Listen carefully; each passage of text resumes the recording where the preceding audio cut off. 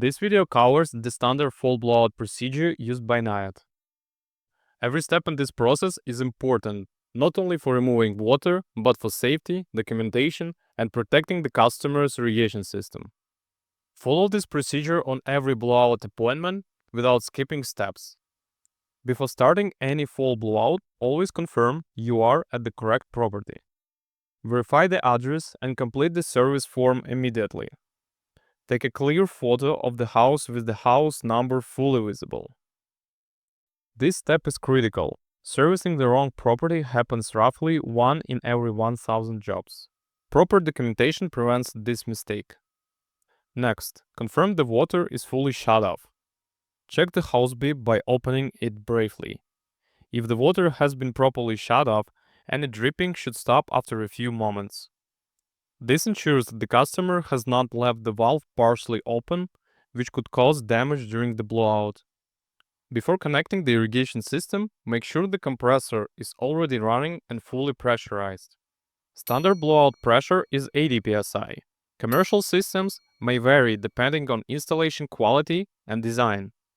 Always secure every hose connection with safety pins. Once connected, begin opening zones in controlled groups. The number of zones opened at one time depends on compressor size and system capacity. Do not attempt to open all zones at once. Most residential systems should be blown out in groups of 4 to 6 zones at a time, or fewer if required.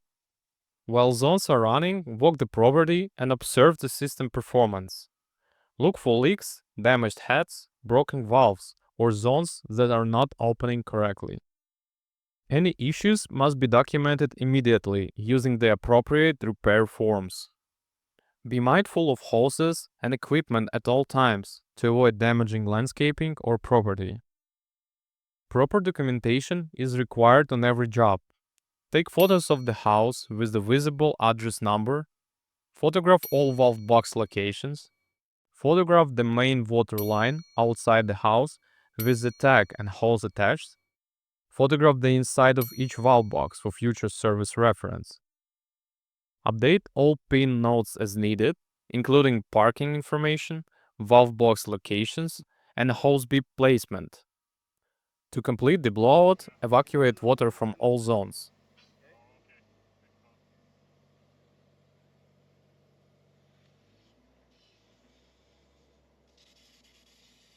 Inspect them carefully for cracks or damage and document any required repairs. Final water removal is completed by running zones individually. Open one zone at a time, then close it and move it to the next one. Continue cycling through zones one by one, ensuring each zone is fully evacuated before moving on. This process should be done sequentially, not all at once. Systems with 12-inch heads or MP rotator zones may require additional cycles. These zones hold more water and are harder to fully evacuate. Repeat the process as needed until no water remains in the system. Always follow safety best practices. Use hose pins on every connection. Understand the specific operation and safety procedures of your compressor model. Handle equipment carefully to protect both yourself and the customer's property. A proper fall blowout is not just about removing water. It's about safety, documentation, and protecting the customer's irrigation system.